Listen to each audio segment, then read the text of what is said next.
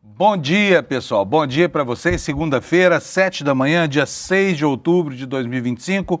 O ano correndo velozmente aqui, a gente até perdido, né, com a cachoeira, assim, a torrente de fatos aqui, que nos fazem ter uma sensação de que o tempo está passando rápido demais. Você não tem essa sensação? Não te parece que esse ano foi um ano que mal começou, já está terminando?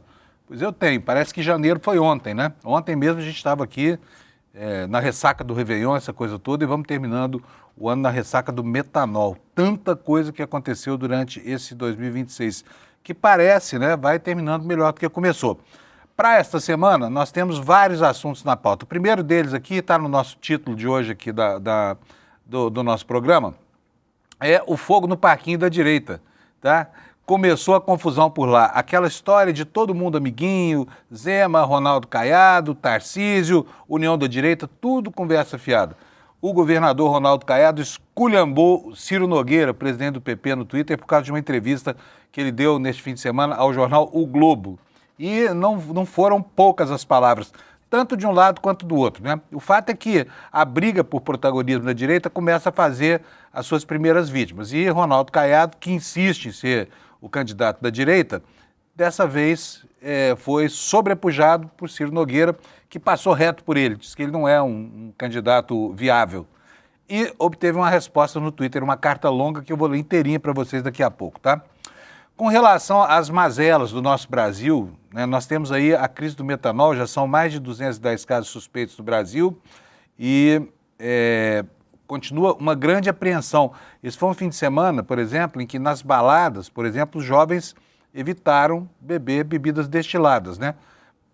Mas o surgimento de novos casos, ele não está respeitando uma lógica, por exemplo, algo que ocorre em um determinado centro brasileiro, né, que é decorrente de um processo maciço de distribuição de bebida contaminada. Não é assim que está acontecendo. Os casos começam a pipocar aqui e ali, talvez revelando para nós que, na verdade, esse problema de ingestão de metanol é um problema com o qual o país já convive há muito tempo, né? E que o alarde criado em torno desses casos, que agora aconteceram predominantemente aqui em São Paulo, pode estar nos indicando que a contaminação ela acontece em muitas destilarias por aí, tanto as que produzem bebidas legais de baixa qualidade, quanto as que produzem bebidas falsificadas de qualidade pior ainda, né? Gente, essa semana vai acontecer algo super importante. O Brasil vai descobrir quem matou Odete Roitman. A telenovela da Globo, depois de que todo mundo dava, né, a televisão mass media, a televisão de massas, como algo que estava nas cordas, caído, de repente, a novela que já foi exibida lá em 1998, que é um remake, né, que é uma reedição da primeira história, está fazendo um baita sucesso e está todo mundo querendo saber quem foi que matou a Odete Roitman, né? Na última vez que essa novela foi exibida, quer dizer, lá em 98, quem matou a Odete Roitman foi a Cássia Kiss, né? E foi um plot twist porque vazou a informação sobre a cena final da novela e os autores acabaram resolvendo mudar na última hora. Acabou acontecendo esse plot twist que fez com que a Odete Roitman fosse morta por um tiro incidental, para não dizer um tiro acidental. E permanece aí o mistério desta versão, mobilizando o país em torno de um tema que todo mundo está careca de saber, né? Quer dizer, o final está contado, resta saber quem é o vilão. E há 3 candidatos, se der tempo a gente vai falar um pouquinho sobre isso, tá bom? Olha, temos uma semana definitiva também lá no Oriente Médio, porque a proposta de acordo de paz feita por Trump, né, ela foi aceita pelo Hamas, existem restrições, existem pequenas arestas, e fica aqui a pergunta, será possível que nós vamos conseguir eliminar essa guerra de maneira tão fácil e rápida, depois da campanha, de uma das campanhas mais odiosas da história, né? Será que era só isso? Faltava boa vontade? Vamos oferecer anistia para aqui? Vamos fazer um compromisso de não agressão ali, estabelecer uma zona de contra... Era só isso? E por que não foi feito antes? Fica aqui a pergunta, né? E a resposta vem com a observação da história. Porque as guerras, tradicionalmente, embora elas tragam tristeza, luto, né? E, enfim, muita tristeza mesmo, elas servem para enriquecer os países que lucram, não apenas com a venda de material bélico, mas também com a reconstrução das áreas devastadas. É o que vai acontecer agora lá em Gaza, caso vingue esse acordo aí, caso Israel e a Palestina consigam conviver pacificamente, dividindo ali aquela fração tão pequenininha, né, do território que vem sendo paulatinamente ocupado pelo Estado judeu desde 1948, quando foi criado. São esses os destaques da edição de hoje, então vamos logo passar aqui para as coisas boas de ontem à noite. Gente, olha, quase que nós não tivemos o Alex hoje aqui conosco, porque ontem o Palmeiras ia perdendo por 2-0. Imagina o desespero lá na casa do Alex, né? Mas de repente tudo mudou. Plot twist, por falar em Odete Roitman. Bom dia, Alex. Bom dia, Panuso. Bom dia a todos. Hoje eu estou ansioso também para a novela, para ver quem matou a nossa querida Odete. E ontem, Panuso, eu quase sofri um infarto do coração, mas está tudo bem, Panuso. Ontem não sofreu? Porque se tivesse infartado, iria chegar ao inferno, sei lá, ao céu, para onde é que você vai, mas sem saber o que aconteceu depois, né? Porque foi realmente um plot twist, uma virada surpreendente, né, Alex? Sim, Panuso, tanto que ontem tem coisas que acontecem. Ontem, antes de começar o jogo, eu tive que fazer uma coisa, aí eu voltei. Assim que eu cheguei lá na casa onde nós estávamos fazendo a confraternização lá com a família da minha namorada e tudo, o Palmeiras já tomou aquele gol do Luciano, aí eu falei, não é possível que isso está acontecendo novamente. Mas, no final das contas, Panuso deu tudo certo e o Palmeiras ontem ganhou de 3-2. Teve uma arbitragem polêmica, muitas pessoas estão falando nós vamos falar mais disso aqui, porque parece que foi mesmo, hein, Alex?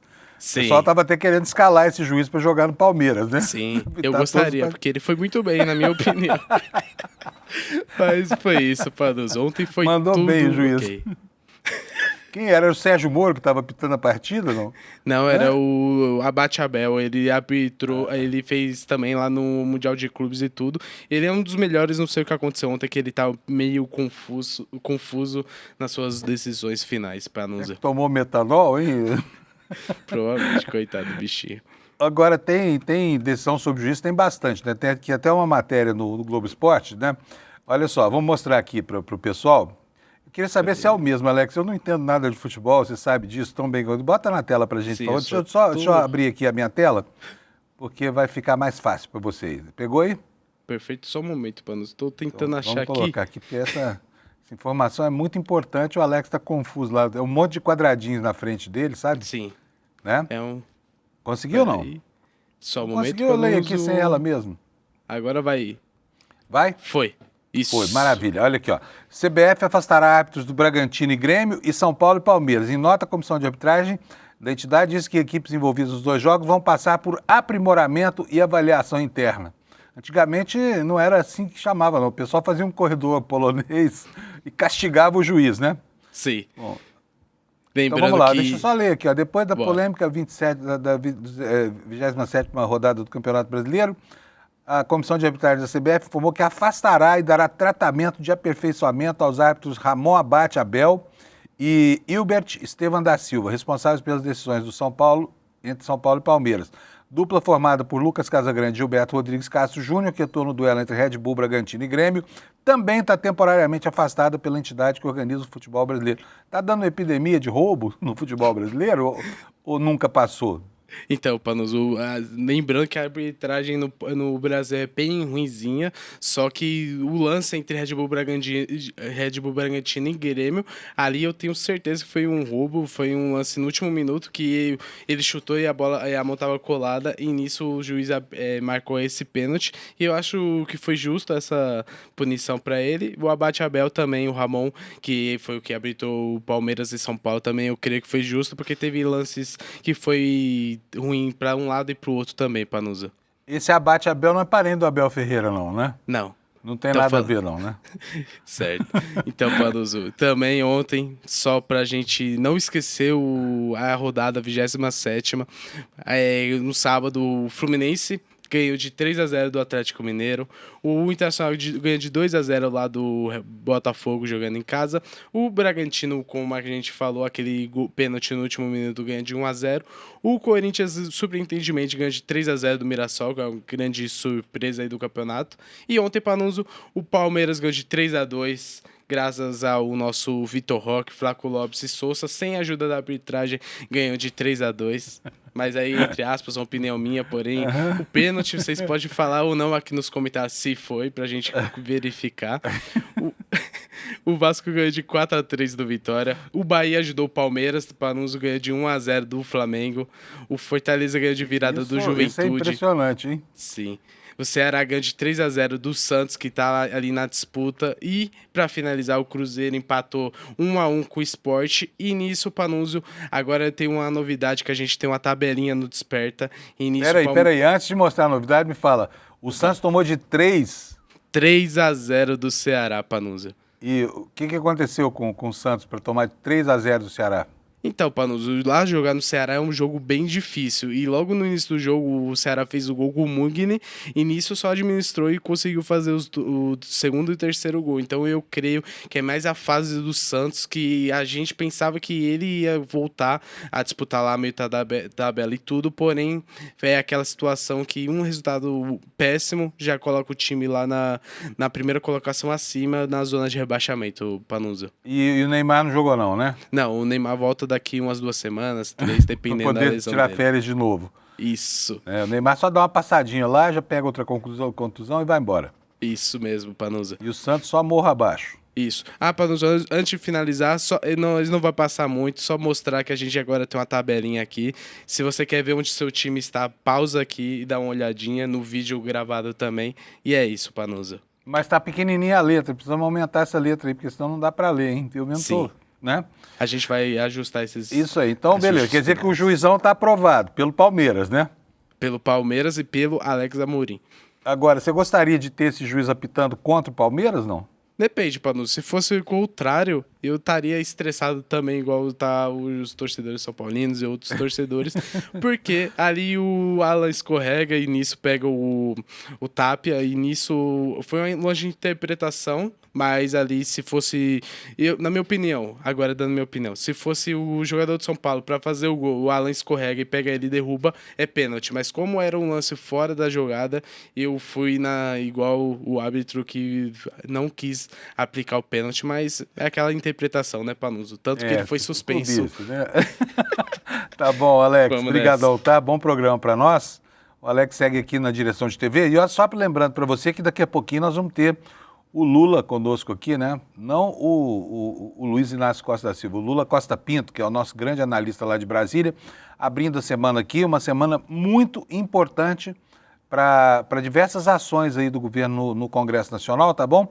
E vai ser uma semana também de teste para o governo, né? Dessa nova relação, porque tem aí o projeto do IOF e tem mais um projeto importante na pauta dessa semana, é uma medida provisória, agora não me ocorre, mas ao longo do programa eu me lembro aqui e passo para vocês, tá bom? Vamos lá, gente, vamos começar com a meteorologia? Sim, lógico, tem a MP do IOF, né? Tem o MP, na minha cabeça não vinha. Né? E tem também a questão da anistia, que está pendente lá. Eu, sinceramente, acho que isso não vai dar em nada mais, tá bom? Tá lá Eduardo Bolsonaro estribuchando. A propósito disso, a família Bolsonaro tentando, né, se reaglutinar aí na política.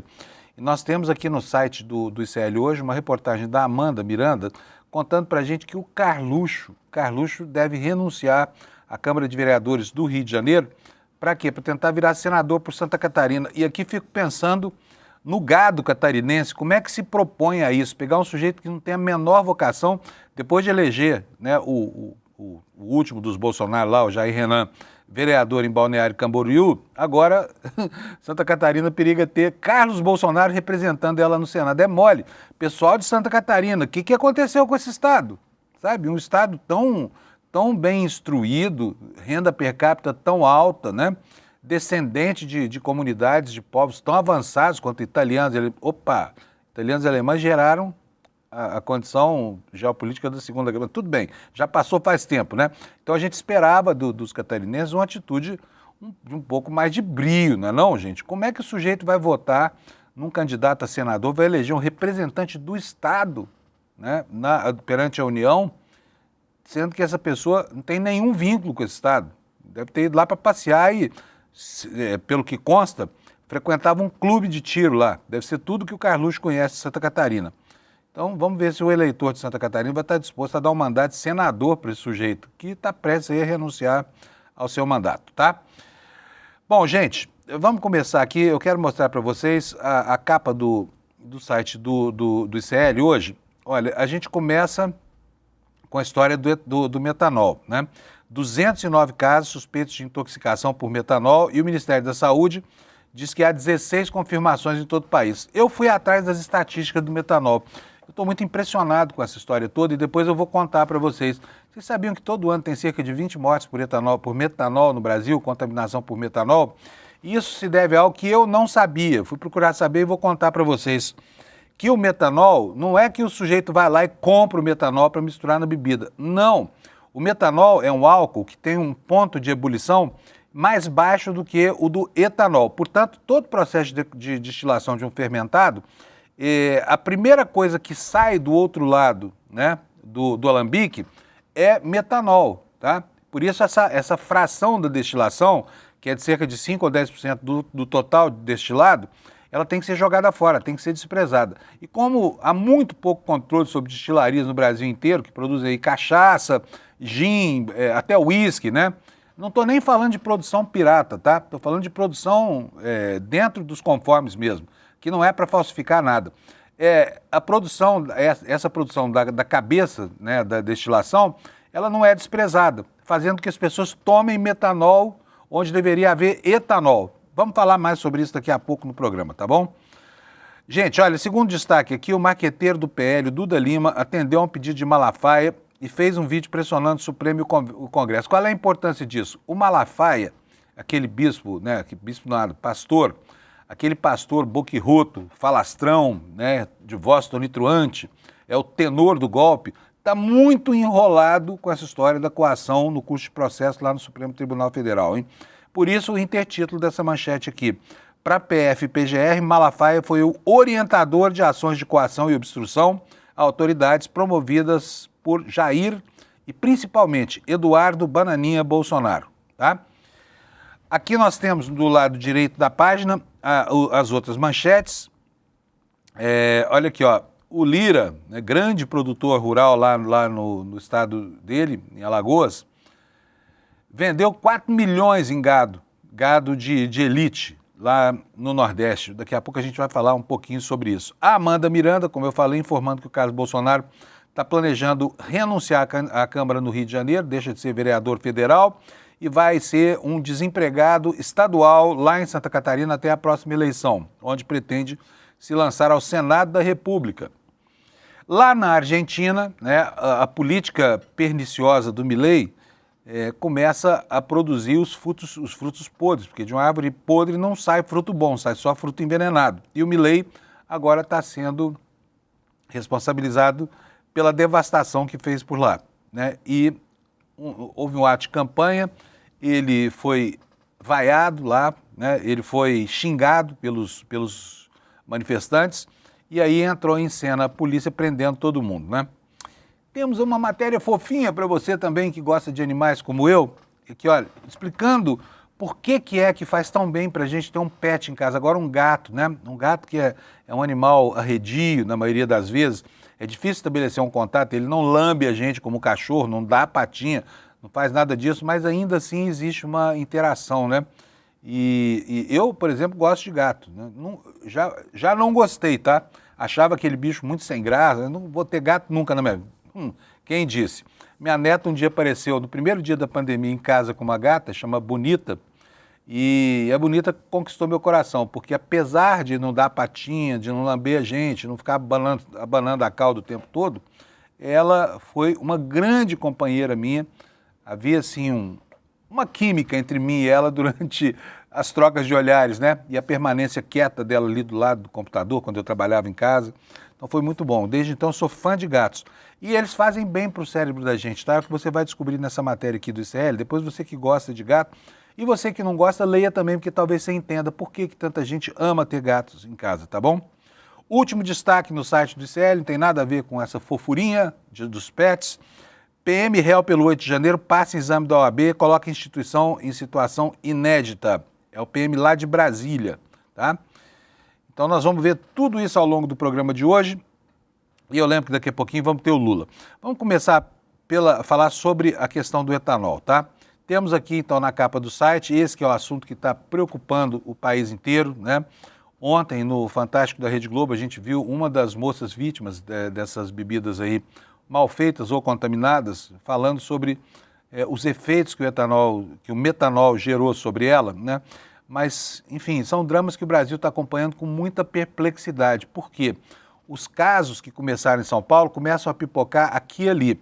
E isso traz para a gente uma indagação, sabe? O que está acontecendo? Será que existia uma central nacional de bebidas contaminadas? Porque nos primeiros dias as falas eram, né, gravíssimas. Falas, não, isso é coisa do PCC. Metanol é coisa do PCC. Por quê? Porque o PCC é suspeito de importar navios de metanol para falsificar gasolina. Ocorre que não é essa a maneira mais plausível, mais verossímil, né, mais próxima da realidade de ter bebidas contaminadas pelo metanol. Vou ler aqui para vocês a notícia aqui no nosso site, da Daniela Almeida, da Agência Brasil, no site do ICL. Ela está nos explicando o seguinte: olha, o Brasil tem 209 casos de investigação de intoxicação por metanol, por ingestão de bebida alcoólica, segundo informações do Ministério da Saúde divulgadas ao longo deste domingo. Em todo o país são 16 casos confirmados, 14 em São Paulo, 2 no Paraná. As informações são enviadas pelos estados e consolidadas pelo Centro de Informações Estratégicas e Resposta em Vigilância de Saúde Nacional. O estado de São Paulo responde pela maioria das notificações. São 14 casos confirmados e 178 que estão em investigação. Ao todo, 13 estados têm casos notificados: Distrito Federal, Goiás, Mato Grosso do Sul, Mato Grosso, Pernambuco, Paraná, Rondônia, São Paulo, Piauí, Rio Grande do Sul, Rio de Janeiro, Paraíba e Ceará. Os estados da Bahia e de Espírito Santo tiveram casos registrados, mas eles já foram descartados, tá? Felizmente. Já o Ceará notificou o primeiro caso suspeito e até o momento o país tem 15 registros de óbitos, com 2 mortes confirmadas até o momento, as 2 no estado de São Paulo. As demais mortes teriam acontecido, olha, 7 aqui no estado de São Paulo, 3 em Pernambuco, 1 no Mato Grosso do Sul, 1 na Paraíba, 1 no Ceará. Informações consideram registros enviados pelos estados até às 16 horas desse domingo, estão sujeitas a atualizações locais. E o Ministério da Saúde importou antídotos que devem chegar ao Brasil, vindos lá do Japão, até a próxima quinta-feira. Por isso a matéria nos conta aqui que o Ministério da Saúde informou também que iniciou a distribuição de etanol farmacêutico, né, que é o álcool puríssimo, antídoto utilizado no tratamento de intoxicações por metanol aos estados que formalizaram o pedido de reforço de estoque. Nessa primeira remessa foram enviadas 580 ampolas a 5 estados, 240 para Pernambuco, 100 para o Paraná, 90 para a Bahia, 90 para o DF, 60 para o Mato Grosso do Sul. As unidades distribuídas fazem parte das 4.300 ampolas entregues aos estoques do Sistema Único de Saúde pelos hospitais universitários federais, em parceria com a Empresa Brasileira de Serviços Hospitalares. Então agora vamos falar um pouquinho sobre a intoxicação por metanol, tá? Você já sabe quais são os sintomas, né? Os sintomas são visão turva, perda de visão, pode levar até a cegueira permanente, mal-estar generalizado, ideias confusas, enfim, parece uma ressaca gigantesca, né? A fala de ontem, mostrada pelo Fantástico, é de uma pessoa que fala, uma mulher que fala, parece que eu bebi toda a bebida do mundo, né? Quando basta uma pequena quantidade de metanol para começar a produzir os efeitos que ele produz no organismo, né? Agora, deixa eu falar uma coisa para vocês. Como é que é produzido como é que é produzida a bebida destilada? Não importa se em grandes ou pequenas empresas, se em grande escala ou pequena escala, o processo é o mesmo. Pega-se um mosto de algo fermentado, que no Brasil, por exemplo, a maior parte é fermentado da cana, né, da garapa, e esse fermentado contém de 7 a 8% de álcool neles, né? E o que faz para separar o álcool do suco da cana? Esquenta-se aquela mistura, né? A partir de 78 graus, ele começa a evaporar o etanol. Por quê? Assim como a água ferve a 100 graus, o etanol ferve a 78 graus. Só que antes dele, aos 70 e poucos graus, deixa eu ver, até botei isso aqui direitinho para não falar bobagem para vocês. Olha só, quando a temperatura do mosto, né, da mistura que está ali no alambique, chega a 64 graus, 64,7 graus para ser mais exato, ao nível do mar, quem começa a evaporar, o ponto de ebulição, é o metanol, sabia? Então, a mistura da qual sairá o destilado, ela vem sendo aquecida gradualmente, a temperatura vai aumentando, a primeira coisa que evapora é o metanol. Se deixar o metanol percorrer o alambique e depois voltar ao estado líquido, ao final, você terá uma bebida contaminada. Por isso é obrigatório, todo fabricante de cachaça sabe disso.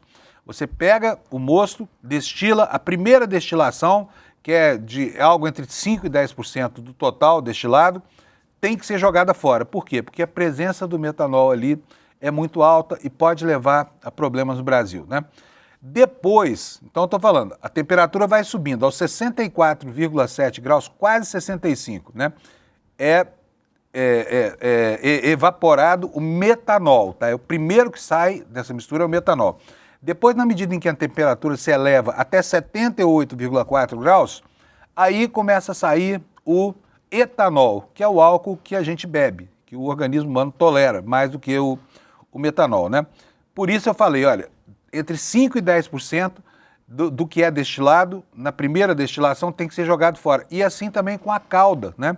Que é quando o mosto está acima da temperatura de ebulição do etanol. Então, tudo que está acima de 80 graus Celsius, na medida tem que ser, na destilação, tem que ser jogado fora. Porque aí são metais pesados. Lá na calda são metais pesados. Na cabeça é que é o metanol. E aí nós temos um país que tem milhares e milhares de destilarias aí de fundo de quintal, produzindo cachaça artesanal. A cachaça artesanal é muito decantada e nós temos também indústrias de médio porte, de pequeno porte, produzindo milhares e milhares de litros de bebida de má qualidade, porque não existe um controle efetivo no Brasil. Talvez o Brasil esteja descobrindo com essa crise da contaminação por metanol, que convive há muito tempo com um problema que gerava casos esparsos e que não eram, né, somados perante a opinião pública para dar a dimensão da gravidade de algo que sempre existiu, que não se sabe se agora é mais intenso do que antes. Você sabia que todo ano morrem 20 pessoas no Brasil por contaminação por metanol? Pois é. Todo ano, aí a gente nem desconfiava disso, né? A gente nem sabia que o mesmo processo de destilação que produz o etanol, que produz a cachaça, que produz o gin, que produz o uísque, até o uísque é produzido dessa forma. Tudo isso produz antes o metanol que tem que ser jogado fora, né? Então, talvez não haja uma crise aguda, apenas a manifestação aguda de algo que já acontece cronicamente há muito tempo no Brasil. E se há algo a se extrair disso, é que é necessário enquadrar essas pequenas destilarias para que elas não coloquem em risco a segurança e a vida das pessoas, tá? E fica aqui um alerta. Muito cuidado a você que acha que toda cachaça, porque é amarelinha, que foi feita no alambique de cobre, é boa, tá? Primeiro vamos considerar que não existe álcool bom, tá? Não existe limite seguro para ingestão de álcool. No Brasil, 13% dos leitos hospitalares da psiquiatria do SUS são destinados a alcoólatras. Quase 40% da população tem ou tiveram problema com alcoolismo. Então, o álcool, a ingestão de álcool é grave sob qualquer circunstância. Morre gente aos milhares, todo santo ano, por conta da injeção do etanol, tá? E agora morrem algumas pessoas por causa da intoxicação por metanol. Então, olho vivo, se você não sabe a procedência da bebida que você está bebendo, se ela não é certificada, se ela não passa por testes por testes químicos para detecção do metanol, amigo, não beba, porque você pode morrer, é o que acontece, tá? Se beber uma bebida bem destilada, vai morrer lentamente. Mas se beber uma bebida mal destilada, vai morrer rapidamente, tá? Em questão de algumas horas, como que é o que a gente tem visto acontecer aqui no Brasil, tá? Bom, vamos seguir aqui com o noticiário, já falamos bastante do metanol, e só mais uma noticiazinha aqui, antes de chamar o Lula, porque o Lula já vai estar com a gente daqui a 2 minutinhos. Fabricantes temem a proibição à venda de bebidas por crise do metanol. O Ministério da Justiça fará uma reunião na terça com a indústria de bebidas alcoólicas. Com esperada confirmação de novos casos, o setor pretende esperar pânico generalizado. E o que é que nos diz a matéria aqui? O Ministério da Justiça fará uma reunião na terça-feira com a indústria de bebidas alcoólicas e associações de combate à falsificação para tratar do crime ou da crise do metanol. Uma das preocupações do setor é com a decisão de prefeituras de proibir indiscriminadamente a venda de bebidas. Com a esperada confirmação de novos casos, fabricantes querem o apoio do governo federal para evitar pânico generalizado. Ainda não há dados do Ministério, por exemplo, sobre impacto nas vendas, sobretudo de destilados. Agora, fala sério, isso é hora de começar a pensar em preocupação com queda no consumo de álcool no Brasil? É como se a indústria do tabaco, de repente, se visse às voltas com casos agudos, né, de problemas de saúde, e de repente alguém começasse a lamentar a contenção na venda dos cigarros, né? Bom, mas vamos lá, vamos passar para frente, já sabemos tudo, está todo mundo preocupado com o metanol no Brasil, todo mundo se acautelando, você deve, não espere a prefeitura da sua cidade proibir a venda de bebidas de má qualidade ou de qualquer tipo de bebida. Tome você mesmo as suas cautelas, porque quem vai defender você desse tipo de evento é apenas e unicamente você mesmo, tá bom? Pessoal, vamos lá. Temos agora conosco o Lula Costa Pinto. Eu vou chamar o Lula já. Cadê ele, Alex? Cadê o nosso querido Lula? Bom dia, Lula. Tudo bem, Lula? Bom dia, Fábio. Bom Lula, dia, estou falando aqui audiência. esse negócio do metanol. O negócio é sério, mas talvez a gente esteja vivendo aí a revelação de algo crônico, não de algo agudo, né? Super importante essa reflexão nesse momento para saber como é que o Brasil trata, né, da quantidade de destilarias ou clandestinas ou caseiras mesmo que não sabem nem minimamente como é que faz para não prover uma bebida venenosa para a população, né? Ô, Fábio, radicalmente, eu diria, importante, até porque é um momento de, mais uma vez, a gente tentar fazer com que haja uma regulação nesse mercado, uma regulação na fabricação, a presença do Estado fiscalizador nesses processos. Porque todas as vezes que acontece isso, né, a indústria dá um jeito de se estruturar e se dizer vítima do processo regulatório que o Estado tem que exercer sobre qualquer atividade produtiva. E, novamente, está acontecendo isso, não só na fabricação, Fábio, mas na estrutura do que se chama de logística reversa das embalagens, porque a gente está vendo que parte dessa falsificação, do uso de matéria-prima de má qualidade, de matéria-prima não fiscalizada, se dá porque não há uma fiscalização na logística reversa, ou seja, no descarte de embalagem de vidros, né? De garrafas de vidro, de uísque, de vodka, as vodkas mais comuns, as vodkas mais baratas, o gin mais barato, usado a rodo na maioria dos bares de pequeno porte, das casas de comercialização de bebida de pequeno porte, que deveria ter, coordenado pela própria indústria, uma logística de coleta daquelas embalagens vazias para que elas não entrassem nesse ciclo produtivo da falsificação. Então, essa é uma questão. E a outra é o papel que a Anvisa tem que ter. A Anvisa, um órgão de Estado fundamental para a saúde pública. A Anvisa é quem deve fiscalizar. A Anvisa não é só para medicamento, é também para alimentos e também para bebidas. A Anvisa tem que ter uma estrutura fiscalizatória, né, dessas indústrias de ponta, mesmo as pequenas, para garantir a qualidade do produto que chega na mesa do consumidor. Então, não nos assustemos, porque daqui a pouco vão linkar esse processo de necessidade fiscalizatória à reforma tributária. Vão querer tirar o setor de bebidas, de bebidas destiladas, do aumento necessário de imposto que virá com a reforma tributária. Muito bom, Lula. Gente, agora vamos passar para a política. Esse fim de semana teve um quiprocó aí quiprocó é uma expressão tão antiga, né? O pessoal nem sabe mais o que significa. É do meu tempo e do Lula. Mas vamos lá, teve uma confusão na direita, pegou fogo lá no parquinho, e aí o Ciro Nogueira, começou com a entrevista do Ciro Nogueira ao Globo. Vou mostrar para vocês aqui um trecho da entrevista, Lula, que enfureceu o governador Ronaldo Caiado, lá de Goiás, que é pretenso candidato. Estou falando pretenso que é dele mesmo, né? O que disse o Ciro Nogueira ao Globo lá? Diz o seguinte, ó, União Brasil tem o governador Ronaldo Caiado como pré-candidato. Como ficará esse pleito dentro da federação? Porque o assunto era a federação do União Brasil com o PP, né?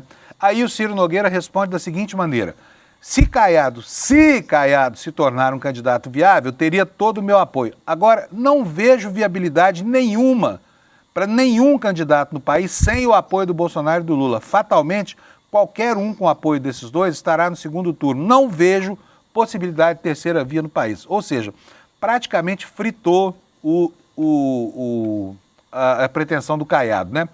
O Caiado, que não é um homem de meias palavras, todo mundo sabe, foi para o Twitter e esculhambou o Ciro Nogueira. Com isso aqui que eu vou ler para vocês e o Lula vai comentar daqui a pouco para nós. Isso aqui é outra comunicação do Caiado, depois a gente trata. O que disse o Caiado aí? Olha, sobre a entrevista do senador Ciro Nogueira. A ansiedade de Ciro Nogueira em se colocar como candidato a vice-presidente do governador Tarcísio é vergonhosa. Algo tão gritante que ele já se coloca como porta-voz do presidente Bolsonaro, o que ele não é. Se Bolsonaro quiser escolher um porta-voz, certamente será um de seus filhos ou esposa Michele. Não o Ciro Nogueira, senador de inexpressiva presença nacional, que um dia já jurou amor eterno ao Lula. 2. Fica visível que Ciro tenta decidir por Bolsonaro quais deveriam ser os candidatos a presidente, colocando Tarcísio como prefeito, como preferido, aliás, e o governador Ratinho como reserva. 3. Do ponto... desculpa, aqui a letra está pequenininha, eu estou me atrapalhando aqui. Ó. De pronto, Ciro já veta pelo menos 3 pré-candidaturas. As de Romeu Zema, Eduardo Bolsonaro e a minha, prestando um enorme desserviço à direita. Não falo por Zema ou Eduardo, mas quanto à minha pré-candidatura, devo dizer que não dependo do aval de Ciro Nogueira. 4. Quanto à decisão do presidente Bolsonaro, a respeitarei qualquer que seja ela. Vale observar que todos nós fomos vetados por Ciro e apoiamos Bolsonaro desde a sua primeira eleição, diferentemente do senador, que teve uma posição ácida em relação ao ex-presidente. 5. Antônio Carlos Magalhães nos ensinava que para ter voz nacional é preciso ter respeito em seu estado. Lembro ao Ciro que tem 88% de aprovação em Goiás nos últimos 3 anos, a maior entre todos os governadores. As mesmas pesquisas mostram que Ciro Nogueira não tem força sequer para se reeleger senador no seu estado, o querido Piauí. Por fim, sugeri aqui, tem uma patada, hein, Lula? Olha, aqui sugiro ao já quase ex-senador que tenha mais moderação e mais respeito com os demais nomes que democraticamente colocam suas pré-candidaturas à avaliação popular. Ciro Nogueira não tem estatura política para julgar as pré-candidaturas a presidente, incluindo a minha, e certamente não será por ele que passará a decisão de construir a melhor estratégia para derrotar o PT, partido que um dia já foi tão querido pelo mesmo Ciro, e implementar um novo projeto para o Brasil e os brasileiros. Aliás, nessa mesma entrevista, né, Lula, o repórter pergunta o que tanto o Ciro anda conversando com o Zeca Dirceu e com o Zé Dirceu, e ele diz que são amigos, que ele adora todo mundo, ele só está num período mesmo de oposição ao Lula. É difícil entender os movimentos desse personagem, realmente aqui não podemos deixar de dar razão ao Caiado, né, Lula? Exatamente. O que é que a gente está assistindo, Fábio?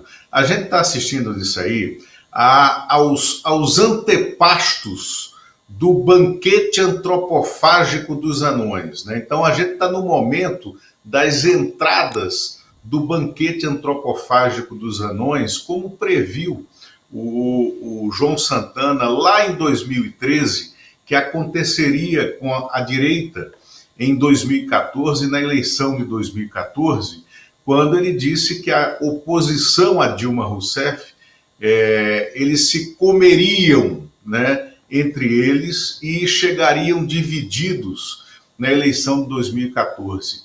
É o que a gente está assistindo nesse momento. E o Ronaldo Caiado tem um objetivo também local, goiano, né, para promover esse ataque ao Ciro Nogueira, que é o presidente do Progressista, do PP, né?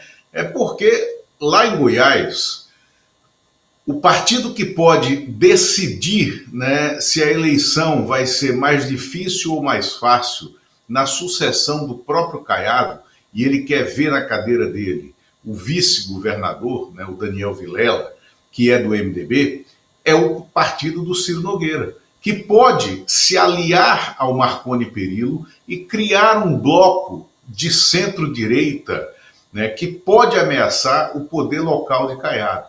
Agora, o Caiado, de fato, ele tem essa diferença com Ciro Nogueira, né, desde os tempos em que ambos eram deputados, porque naquele momento o Ciro Nogueira era sim um aliado do Partido dos Trabalhadores, do PT, na Câmara dos Deputados, e numa aliança absolutamente pragmática para colocar em questão a liderança do Ronaldo Caiado, que naquela época era líder do Democratas, que é um dos braços fundadores desse União Brasil de hoje, né? Então, essa rivalidade entre eles vem lá de trás. Agora, a extrema-direita, se tivesse juízo e qualidade política de observação do cenário, ela não estaria destruindo, talvez, o seu candidato mais original, o seu candidato mais raiz, que é o próprio Caiado, né? O Caiado, ele comete um suicídio político, né? No momento em que ele olha para o cenário e acha que só terá viabilidade se tiver o apoio do Bolsonaro. Isso é mentira, porque o Caiado é feito de um produto diferente do Jair Bolsonaro. O Caiado é um quadro da política, né? O Caiado ganhou e perdeu eleições dentro da regra. O Caiado exerceu o mandato de governador dentro da regra. O Caiado, inclusive, desafiou o Bolsonaro na época da pandemia, né, quando começou aquela escalada de loucuras do Bolsonaro contra o vírus, né, recusando-se a acreditar que o vírus existia e que ele matava, né? E o Bolsonaro tem problemas com o Ronaldo Caiado justamente porque sabe que o Caiado não acredita nas maluquices dele porque o conhece muito bem. Então, a gente está assistindo a própria extrema-direita tornar inviável aquele que seria o seu quadro mais político e aquele que, certamente, uma vez eleito, não, se isso acontecesse, porque eu não acho que isso vai acontecer, assim como o João Santana fez a previsão em 2013, né, do banquete antropofágico de anões, e ele dizia: a presidente Dilma será reeleita, e foi, né? Eu vejo hoje, no cenário atual, na fotografia atual da sociedade brasileira, uma chance quase inabalável da reeleição do presidente Lula e talvez pela primeira vez a reeleição do presidente Lula num primeiro turno, né? Se o cenário for esse de antropofagia do lado de lá e de uma afirmação dos diferenciais competitivos de qualidade de estadista do presidente Lula para resolver crises internas e externas, Fábio. Muito bom. Lula, ainda sobre isso, tem mais aqui um comunicado do Caiado, porque o Caiado está pé da vida com o Sabino, né? Enfim, com sai, não sai, fico mais um pouquinho, mais uns dias, quero entregar a COP30. E aí mandou ontem uma tuitada também, que eu vou mostrar aqui para vocês. Eu queria que o Lula falasse rapidamente disso para nós. Olha aqui, olha, está aqui na tela para você. Após tratativas com o presidente Antônio de Rueda, deve ser, volta aqui para mim, Alex, deve ser duro o cara falar de altas tratativas com Antônio Rueda, né? E Lula. Como é que um personagem tão pequeno pode ter altas tratativas com alguém? Mas vamos lá. Aliás, vocês sabem, gente, de onde surge Antônio Rueda?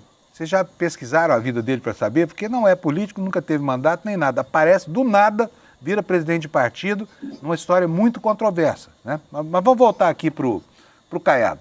Após tratativas com o presidente Antônio de Rueda, comunico que está decidida a realização na próxima quarta-feira, dia 8, de uma reunião da Executiva Nacional do União Brasil para decidir a expulsão do deputado Celso Sabino por reiterada infidelidade partidária.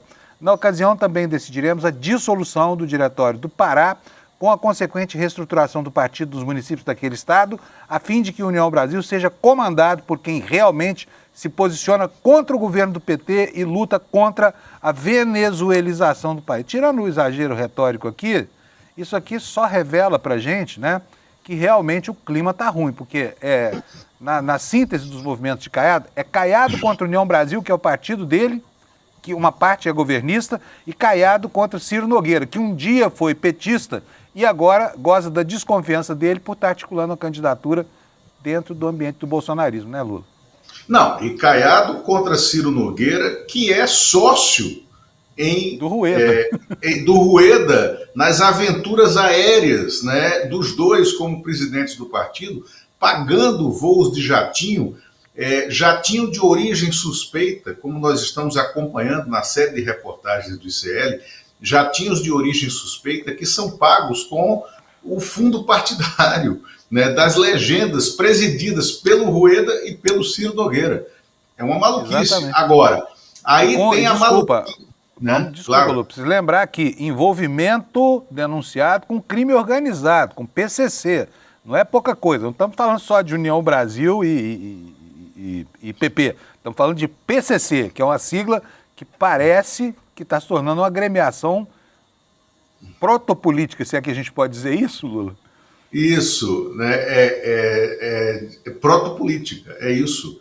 Agora, Fábio, e aí vem a metáfora do banquete antropofágico, porque aí é extremista de direita comendo extremista de direita. Por quê?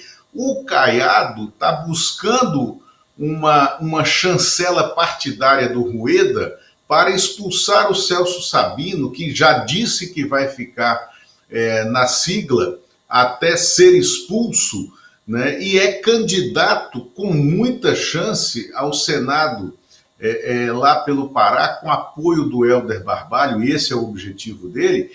E quando a gente sabe que o Caiado e o Rueda se detestam, se odeiam, o Caiado pediu o fundo partidário do União Brasil Nacional para fazer a pré-campanha dele, a presidente da República, e o Rueda disse na lata, não dou, use o fundo do partido do Diretório Goiano, onde você manda. E o Caiado, o Diretório Goiano, tem um teto, tem um limite para isso.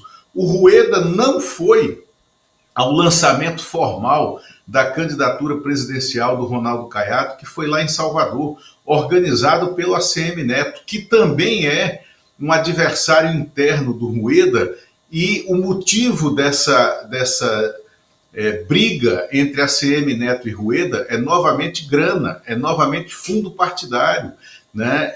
E o próprio Caiado vai ter que entrar num processo de briga interna com Rueda e já está se articulando, tá? O Ronaldo Caiado já abriu negociações com o Paulinho da Força, o Paulinho da Farsa, né? O relator dessa PEC, que também será natimorta, assim como foi a PEC da bandidagem, né?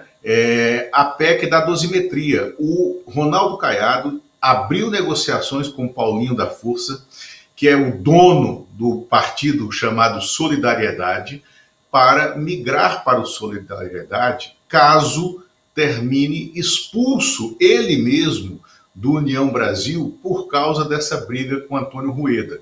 E o Rueda abre mais um capítulo, está lá no site do ICL, a reportagem, Fábio. O Rueda, ele contratou o contador do seu próprio escritório de advocacia, né, que é o Rueda e Rueda, que é ele e a irmã que é a tesoureira do União Brasil, tá?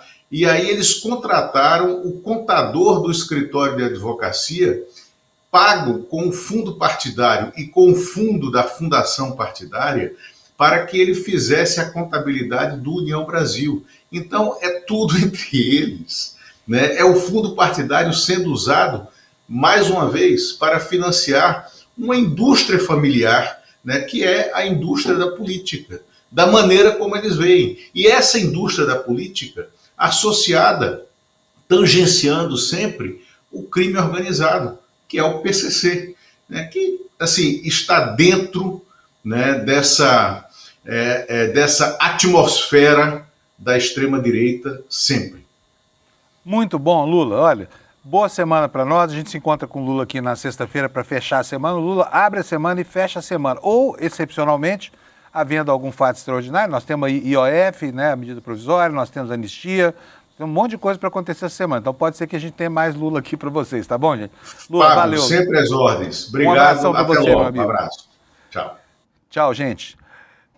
Tchau, gente, não. Tchau, Lula. Tchau, gente, não. Você espera aí um pouquinho mais, porque não acabou, ainda não está longe. Olha só, vou dar uma noticinha aqui para vocês. O Diogo Schelp, que é analista do Jornal Estado de São Paulo, nos traz aqui a informação de que o Lula vai encampar uma pauta que foi aquilo que provocou, né, o início do declínio do governo Dilma, que foi a pauta da tarifa zero. Vocês se lembram que tudo começou com aquele movimento dos 20 centavos na tarifa, né? Os estudantes foram para a rua, o Alckmin era governador de São Paulo, botou a polícia dele na rua e meteu o sarrafo na estudantada.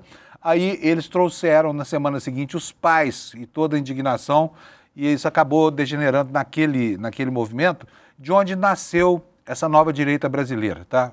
E onde a extrema-direita se viu pela primeira vez empoderada a ponto de se institucionalizar, né? E de sair das catacumbas onde tinha sido metida pela ditadura militar brasileira. Bom, mas vamos lá. Qual é a história aqui? Olha, nos conta aqui o Diogo, e eu já vou passar aqui para o segundo parágrafo para não tomar o seu tempo, o seguinte: 12 anos depois, né, das manifestações contra a Dilma, o presidente Lula quer incluir a pauta da tarifa zero universal no transporte público em seu pacote de bondades eleitorais. Há um ano do primeiro turno presidencial, o petista aproveita a perda de rumo da oposição, empacada na agenda da anistia ou da redução de penas para golpistas, para levantar a bandeira de projetos com apelo popular. Após obter a aprovação na Câmara da isenção do imposto de renda para quem ganha até 5 mil, o governo agora quer avançar com a proposta de reduzir a jornada de trabalho e estuda a implantação do transporte público gratuito em todo o país. Segundo artigo de Marcel Mitterhoff, que é economista do BNDES, publicado na revista Conjuntura Econômica, 127 cidades brasileiras já oferecem gratuidade total em ônibus, dados de maio deste ano. O número sobe para 138 quando se incluem outros modelos de gratuidade, como, por exemplo, os que há em Teresina, no Piauí. Aliás, em Teresina nem tem um sistema estruturado de transporte de ônibus, né? Foi um negócio tão mal feito. Eu conheço bastante bem a história daquele projeto, né, gastou bilhões de reais e a população ficou a pé. Tanto que é uma das maiores concentrações do uso de motocicleta e, consequentemente, também de letalidade no trânsito provocado pela falta de habilitação e pelo risco dessas motos de pequena cilindragem, né? Mas vamos lá. Piauí, Teresina tem tarifa gratuita, Juiz de Fora pode se tornar a terceira cidade mais populosa do mundo com tarifa zero nos transportes, caso os vereadores aprovem um projeto enviado pela Prefeitura atrás de Juiz de Fora, na frente de Juiz de Fora, só tem 2 cidades no mundo, Belgrado, na Sélvia, e Libreville, no Gabão. São Paulo entra na lista, pois tem ônibus gratuitos apenas aos domingos, né? Então, enquanto o governo avança com pautas de grande apelo popular, a oposição fica aí perdida no rame-rame da anistia, que não vai para lado nenhum e nem volta de lado nenhum. Vamos lá, que o tempo está acabando. Vou ler aqui para vocês agora uma outra matéria que está aqui no site do ICL, do nosso ICL. Marqueteiro do PL, atendeu a Malafaia e fez um vídeo pressionando o Supremo e Congresso, o que fez com que a Polícia Federal e a Procuradoria-Geral da República entendessem que Malafaia é orientador das ações de coação e obstrução a autoridades promovidas por Jair Bolsonaro e por Eduardo Bolsonaro.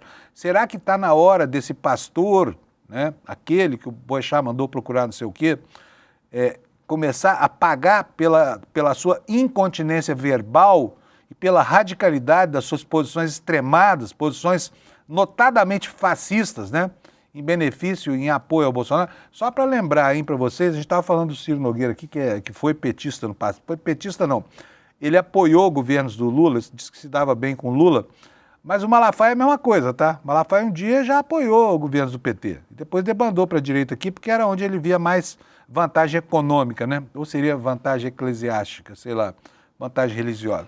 Mas a matéria é do Guilherme Seto, da Folha Press, ele está nos dizendo o seguinte: o publicitário Duda Lima, marqueteiro do PL que esteve à frente da campanha presidencial do Bolsonaro em 2022, produziu em julho um vídeo a pedido do pastor Silas Malafaia, com a mensagem de que o ex-presidente e seus apoiadores são alvos de perseguição injusta e que as tarifas impostas ao Brasil pelo presidente norte-americano Donald Trump só baixarão caso houvesse, na época, né? Só baixariam caso houvesse anistia aos bolsonaristas.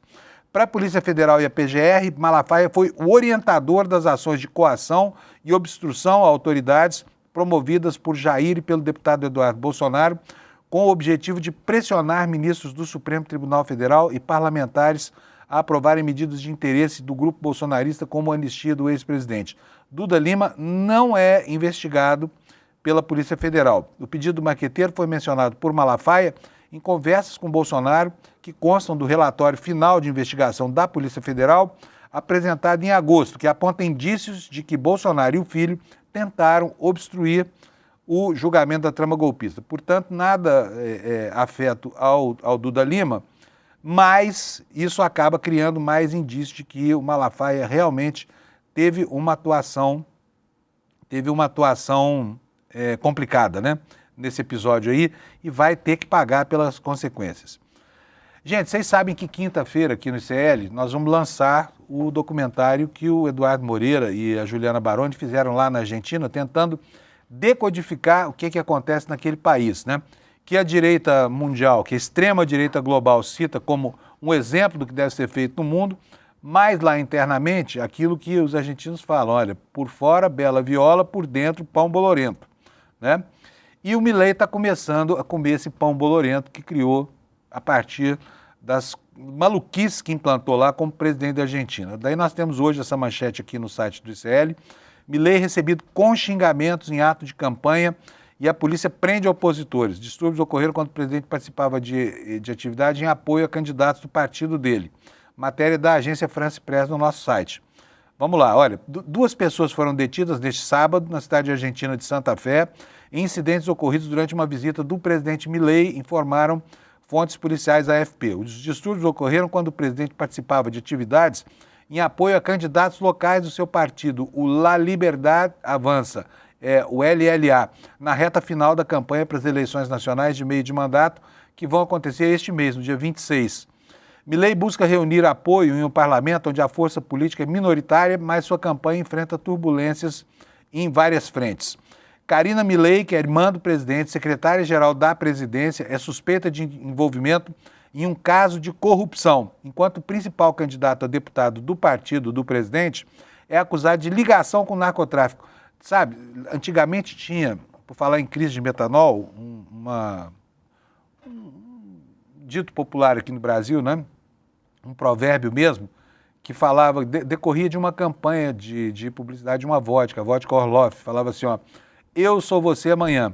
Isso era aplicado ao que acontecia entre Brasil e Argentina, porque sempre que acontecia de um lado, acabava acontecendo com o outro também.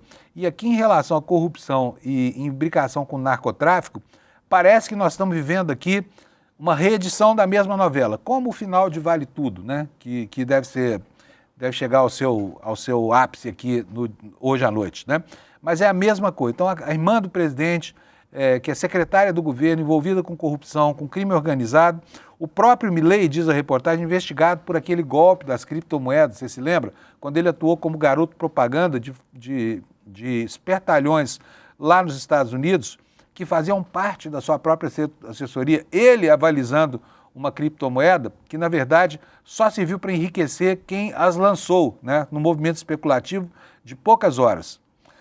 Então é isso, se você quiser entender os mecanismos que fazem com que haja esse efeito de paralaxe, quer dizer, um efeito do ângulo de visão, né, de certas pessoas sobre o governo Milei, o melhor que você tem a fazer mesmo é reservar o seu ingresso aqui, olha, no despertaicl.com.br para assistir ao documentário que a gente vai lançar aqui na quinta-feira, às 8 horas da noite, e que vai ser seguido de um debate sobre a situação da Argentina. Tá? O título do depoimento é uma alusão ao primeiro depoimento internacional, ao primeiro documentário internacional que o Edu Moreira fez lá em Cuba, né?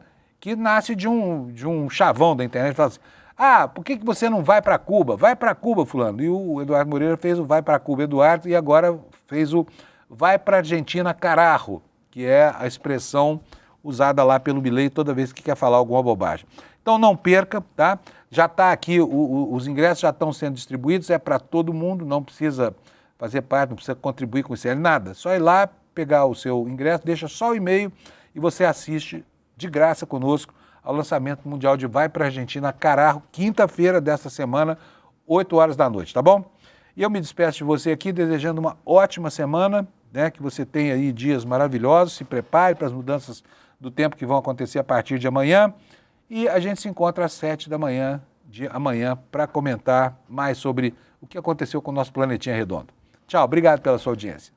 Se você gostou de Vai Pra Cuba, Eduardo, eu tenho um convite imperdível para você. Aquele foi meu primeiro filme como diretora, exibido no Festival de Havana e premiado no Festival de Cinema de Los Angeles. Um documentário que percorreu o mundo, mostrando a realidade de um povo. Agora, nós vamos para a próxima produção. Vai pra Argentina, carajo! Eu, Juliana Baroni, Eduardo Moreira e Fabián Restivo vamos revelar o que está realmente acontecendo na Argentina de Javier Milei. Uma realidade que precisa ser escancarada para o mundo. A estreia internacional acontece na quinta-feira, 9 de outubro, às 20 horas, em uma exibição online especial. Eu quero muito que você assista com a gente.